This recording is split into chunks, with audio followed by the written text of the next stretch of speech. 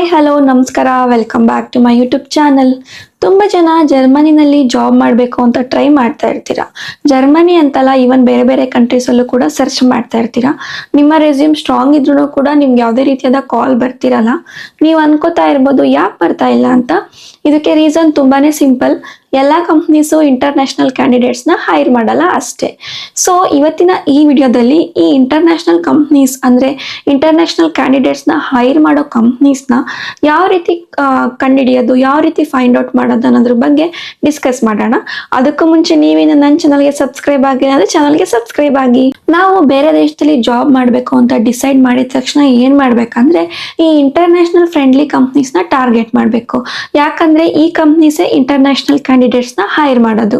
So for example ಇವಾಗ MNC ಕಂಪ್ನೀಸಲ್ಲಿ ಎಲ್ಲಿ English work culture ಇರುತ್ತೋ ಆ ಥರ ಕಂಪ್ನೀಸ್ ವಿತ್ ರಿಲೊಕೇಶನ್ ಮತ್ತು ವೀಸಾ ಸಪೋರ್ಟು, ಗ್ಲೋಬಲ್ ಟೀಮ್ಸ್ ಇರುವ ಆರ್ಗನೈಸೇಷನ್ನ ಸರ್ಚ್ ಮಾಡಬೇಕು.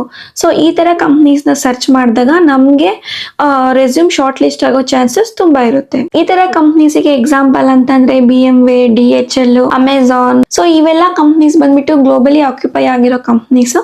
ಸೊ ಇಂಥ ಕಂಪ್ನೀಸಲ್ಲಿ ನಮಗೆ ಇಂಟರ್ನ್ಯಾಷನಲ್ ಕ್ಯಾಂಡಿಡೇಟ್ಸ್ನ ಹೈರ್ ಮಾಡ್ತಾರೆ.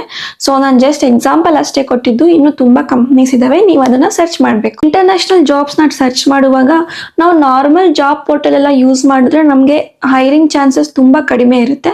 ಇದಕ್ಕೆ ನಾವು ಇಂಟರ್ನ್ಯಾಷನಲ್ ಫ್ರೆಂಡ್ಲಿ ಇರೋ ಜಾಬ್ ಪೋರ್ಟಲ್ನ ಯೂಸ್ ಮಾಡಬೇಕು. ಇದಕ್ಕೆ ಬೆಸ್ಟ್ ಎಕ್ಸಾಂಪಲ್ ಅಂತಂದರೆ ಲಿಂಕ್ಡ್ಇನ್ ಜೊತೆಗೆ Indeed, make it in Germany, ಅನಿ ಸ್ಪಾಟ್, ಸ್ಟಾಕ್ ಓವರ್ಫ್ಲೋ ಜಾಬ್ಸ್. ಸೊ ಇವಾಗ ಜಾಬ್ ಪೋರ್ಟಲ್ ಏನೋ ಗೊತ್ತಾಯ್ತು ನಿಮಗೆ. ನೆಕ್ಸ್ಟ್ ಏನು ಅಂದರೆ ಕೀವರ್ಡ್. ಜಾಬ್ ಸರ್ಚ್ ಮಾಡುವಾಗ ನಾವು ಯೂಸ್ ಮಾಡೋ ಕೀವರ್ಡ್ ತುಂಬಾ ಇಂಪಾರ್ಟೆಂಟ್. ರಾಂಗ್ ಕೀವರ್ಡ್ ಯೂಸ್ ಮಾಡಿ ಜಾಬ್ನ ಸರ್ಚ್ ಮಾಡಿದ್ವಿ ಅಂದರೆ ನಮಗೆ ರಾಂಗ್ ಜಾಬ್ಸೇ ಸಿಗೋದು.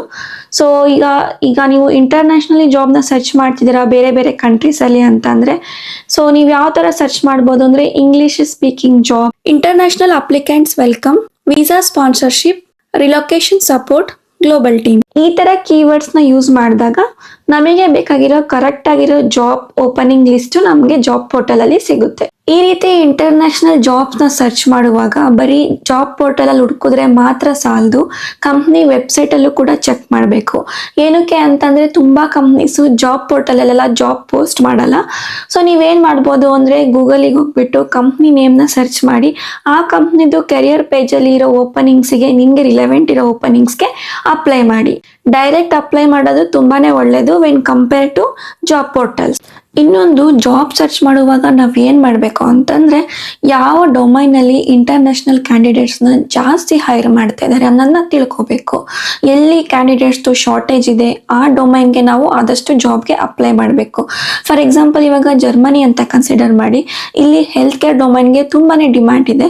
ಸೊ ನೀವು ಹೆಲ್ತ್ ಕೇರ್ ಡೊಮೈನ್ಗೆ ಬಿಲಾಂಗ್ ಆಗೋದಾದರೆ ಜರ್ಮನಿ ಲೊಕೇಶನ್ನ ಚೂಸ್ ಮಾಡಿ ಇಲ್ಲಿ ಆದಷ್ಟು ಅಪ್ಲೈ ಮಾಡೋಕ್ಕೆ ಟ್ರೈ ಮಾಡಿ. ಸೊ ಜರ್ಮನಿನಲ್ಲಿ ಯಾವೆಲ್ಲ ಪ್ರೊಫೈಲ್ಗೆ, ಯಾವೆಲ್ಲ ಡೊಮೈನ್ಗೆ ತುಂಬಾ ಡಿಮ್ಯಾಂಡ್ ಇದೆ, ಇಂಟರ್ನ್ಯಾಷನಲ್ ಕ್ಯಾಂಡಿಡೇಟ್ಸ್ನ ಹೈರ್ ಮಾಡ್ತಾನೆ ಇದ್ದಾರೆ ರೆಗ್ಯುಲರ್ ಆಗಿ ಅನ್ನೋದ್ರ ಬಗ್ಗೆ ತಿಳ್ಕೊಬೇಕು ಅಂತಂದರೆ ನಾನೊಂದು ವಿಡಿಯೋ ಕೂಡ ಮಾಡಿದ್ದೀನಿ, ಅದ್ರದ್ದು ಲಿಂಕ್ನ ಐಕಾರ್ಡಲ್ಲಿ ಹಾಕಿರ್ತೀನಿ, ಚೆಕ್ ಮಾಡಿ. ಸೊ ಈ ಥರ ಯಾವ ಪ್ರೊಫೈಲಲ್ಲಿ, ಯಾವ ಡೊಮೈನಲ್ಲಿ ತುಂಬಾ ಡಿಮ್ಯಾಂಡ್ ಇದೆ, ಇಂಟರ್ನ್ಯಾಷನಲ್ ಕ್ಯಾಂಡಿಡೇಟ್ಸ್ನ ಹೈರ್ ಮಾಡ್ತಾರೆ ಅಂತ ತಿಳ್ಕೊಳೋದ್ರಿಂದ ನಮಗೊಂದು ಐಡಿಯಾ ಸಿಗುತ್ತೆ ನಾವು ಯಾವ ಕಂಟ್ರಿನ ಚೂಸ್ ಮಾಡಬೇಕು ಅನ್ನೋದು ಕೂಡ.